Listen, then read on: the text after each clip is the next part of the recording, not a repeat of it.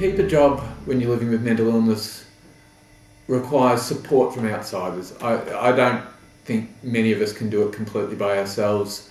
A disability employment consultant can be a starting point. Eventually, though, you do have to exit those services. A good psychiatrist or a good GP can be useful. Family and friends, especially if you have friends who are also consumer workers working in jobs, living with a mental illness, and they have issues similar to your own.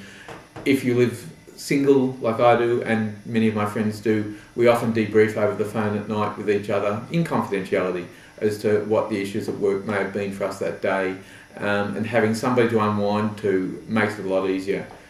Some of my friends who are fortunate enough to be in relationships who go home to a partner, they unwind with their partner, and that's how the general public does it.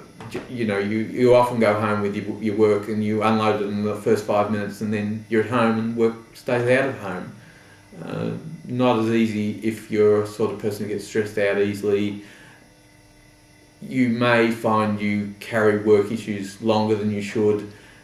You have to learn the trick of letting go, and what happens at work stays at work. If you think you've made a mistake, you talk about it with your line manager or your superior or your co-worker. Soon after you've made the mistake, you find out whether you really did or you didn't, because half the time you didn't make the mistake, you just thought you did. And that's that self-doubt coming in. When you've lived with mental illness for many years, your confidence does take a beating, and self-doubt can be one of your first responses to even the smallest hiccup.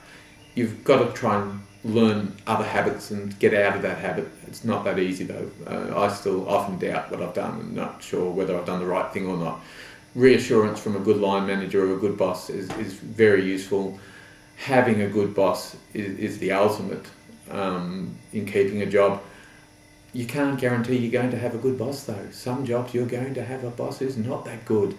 So outside support's definitely necessary. If you think you're about to become unwell while you're working, this is where the luxury of disclosure, as I call it, comes into it. If you've felt confident enough to disclose your illness to your employer and your employer has been supportive, you can actually say, I'm not feeling too well, I'd like to take some sick leave, or if you can afford it, leave without pay.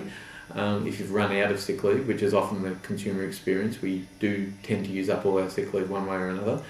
And taking a break from work, consulting with your doctor, looking into the issues. What was it at work that was making you unwell, or was it simply your illness cropping up?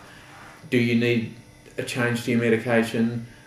Have you been taking your medication as you're supposed to, or have you been forgetting?